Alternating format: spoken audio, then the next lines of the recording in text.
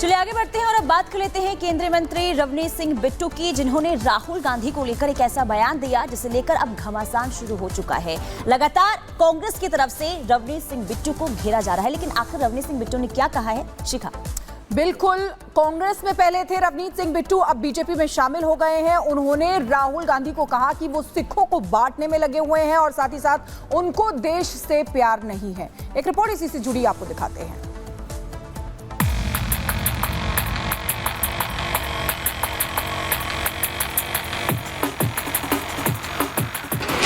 राहुल गांधी देश के नंबर 1 आतंकी हैं। राहुल गांधी खुद देश के नंबर 1 टेररिस्ट।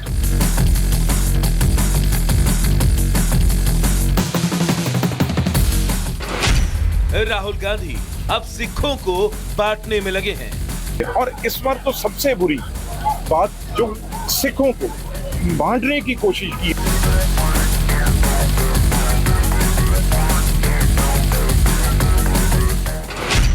राहुल गांधी को देश से ज्यादा प्यार नहीं है।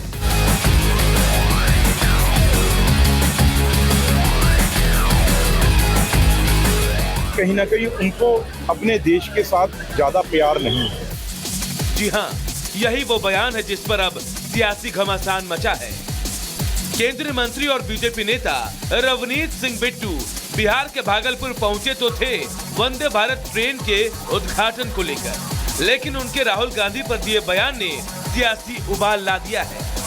पहले रवनीत सिंह बिट्टू ने राहुल गांधी को देश का नंबर 1 आतंकी बताया और फिर कहा कि देश के एजेंसियों को उन पर इनाम रखना चाहिए। जो देश के दुश्मन जो बारूद गोली हर टाइम मारने की कोशिश करते हैं, उड़ाने की कोशिश करते हैं, जहाजों को, ट्रेन को, रोड को, जब वो लोग राहुल गांधी की सपोर्ट में आ गए, आप अंदाजा लगा लीजिए राहुल गांधी खुद देश के नंबर 1 टेररिस्ट, अगर किसी को मेरी ख्याल से किस पे इनाम होना चाहिए पकड़ने के लिए, जब देश का सबसे बड़ा दुश्मन जो जिसको लानना चाहिए एजेंसीज को, वो आज राहुल गांधी है। इसके बाद तो रवनीत सिंह बिट्टू ने राहुल गांधी पर एक के बाद एक कई आरोप लगाए। रवनीत सिंह ने कहा कि राहुल गांधी पहले मुस्लिमों को भड़का रहे थे, लेकिन जब ऐसा नहीं हुआ तो अब सिखों को बांटने में लग गए। यही वजह है कि देश के बाहर के आतंकी राहुल गांधी का समर्थन करते हैं। इतना मतलब चिंगारी लगाने के लिए पहले मुसलमानों की कोशिश की, उनको यूज करने की, अब नहीं हुआ। अब बिल्कुल बॉर्डर पे सिख है भाई, देश की रक्षा वो करते हैं, उनको साबोटाज करने की कोशिश की। अब कांग्रेस के राजकुमार पर हमला हुआ तो कांग्रेस कहां चुप रहने वाली थी। कांग्रेस नेता संदीप दीक्षित ने कहा कि उन्हें ऐसे लोगों पर दया आती है। भाजपा में शामिल होने के बाद वो भाजपा पार्टी के प्रति अपनी वफादारी दिखा रहे हैं। तो वहीं तारिक अनवर ने भी कहा कि बिट्टू अभी अभी कांग्रेस पार्टी से भाजपा में शामिल हुए हैं और वो साबित करना चाहते हैं कि वो भाजपा की विचारधारा का पालन करते हैं और राहुल गांधी के विरोधी हैं, इसीलिए इस तरह के बेतुके बयान दे रहे हैं। भारतीय जनता पार्टी में क्या है कि आपको अपनी लॉयल्टी दिखानी पड़ती है। आपने देखा होगा सिंधिया साहब भी इसी तरीके की उलझुल बयान करते रहते थे। हमारे आसाम के मुख्यमंत्री जी भी विशेष तौर तरीके से बोलते रहते हैं और ये भी बोलते रहते हैं, और इन सब का एक ही तरीका होता है, उसका कोई सर पैर नहीं होता है। एक युवा लड़का जो मतलब अपना रास्ता खो गया हो और अपनी महत्वाकांक्षा में अपने आप को बर्बाद करता जाए, उसके लिए दया ही कर सकता आदमी, और क्या करे। देखिए, बिट्टू जी अभी जुमा 8 दिन हुआ है कांग्रेस छोड़कर वो भारतीय जनता पार्टी में गए हैं, तो उस बेचारे का दोष नहीं है। उसको ये साबित करना है कि हम भारतीय जनता पार्टी की विचारधारा में शामिल हो गए हैं। राहुल गांधी पर विवादित बयान देकर रवनीत सिंह बिट्टू ने सियासी घमासान छेड़ दिया और अब कांग्रेस के निशाने पर रवनीत सिंह बिट्टू चौतरफा घिर रहे हैं। Bureau report, Republic Bharat.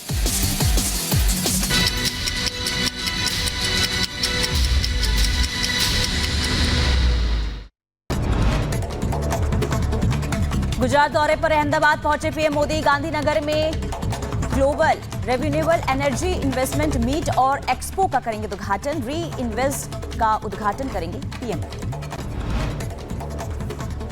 PM Modi कई विकास परियोजनाओं का करेंगे उद्घाटन और शिलान्यास। अहमदाबाद मेट्रो रेल परियोजना की होगी शुरुआत। मोदी देंगे परियोजनाओं की सौगात। जम्मू कश्मीर में गृह मंत्री अमित शाह की ताबड़तोड़ रैली। नागसैनी, किश्तवाड़ और रामबन में जनसभा को करेंगे संबोधित। जम्मू कश्मीर के किश्तवाड़ में 3 दिन के लिए स्कूल बंद हो गए हैं। सुरक्षा कारणों के चलते लिया गया फैसला। जम्मू कश्मीर के कठुआ में सुरक्षा बलों और आतंकियों के बीच मुठभेड़ जारी। सुरक्षा बलों और आतंकियों के बीच हुई फायरिंग। बारामूला एनकाउंटर का वीडियो आया सामने। जान बचाकर भाग रहे आतंकी को जवानों ने मारी गोली। सीएम केजरीवाल ने पद से इस्तीफा देने का ऐलान कर दिया। बीजेपी ने साधा निशाना। सुधांशु त्रिवेदी बोले 48 घंटे का वक्त आखिर क्यों मांगा।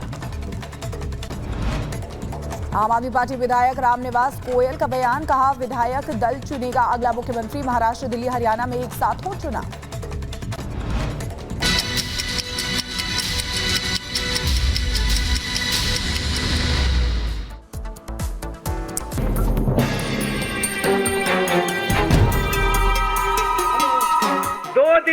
आज से 2 दिन के बाद मैं सीएम की कुर्सी से इस्तीफा देने जा रहा हूँ। जब तक चुनाव नहीं होते तब तक मेरी जगह आम आदमी पार्टी से कोई और मुख्यमंत्री बनेगा। देश और दिल्ली की जनता जानना चाहती है 48 घंटे का राज क्या है। सुप्रीम कोर्ट को भी ये डर है कि ये आदमी जाकर जो सबूत है उसके खिलाफ उसको मिटा देगा। जेल से बाहर आने के 2 दिन बाद केजरीवाल ने इस्तीफे वाला दाम चला है।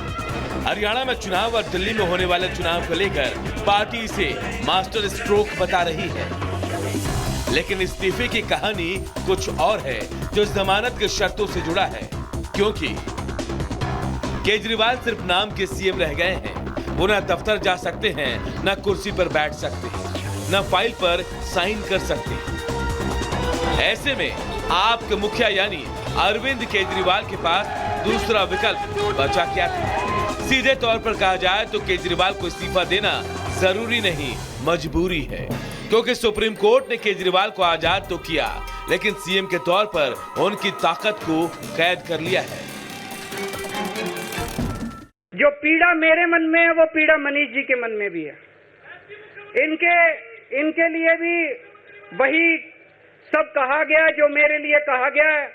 मनीष जी का भी कहना है कि ये दिल्ली के उप मुख्यमंत्री और शिक्षा मंत्री और मंत्री का पद तभी संभालेंगे जब दिल्ली की जनता कहेगी कि मनीष सिसोदिया ईमानदार है। तो मैं और मनीष सिसोदिया हम दोनों का फैसला आपके हाथ में है, जनता के हाथ में है। हम दोनों जनता की अदालत में जा रहे हैं, गली गली जाएंगे, जनता के बीच में जाएंगे और उनसे पूछेंगे, अगर जनता कहेगी ईमानदार है तो हम आके इसकी कुर्सी पे बैठेंगे। अब बीजेपी कह रही है बड़ी देर कर दी हुजूर आते आते।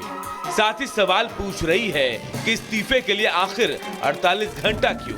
क्या इस्तीफे के ऐलान के पीछे कोई गेम प्लान है?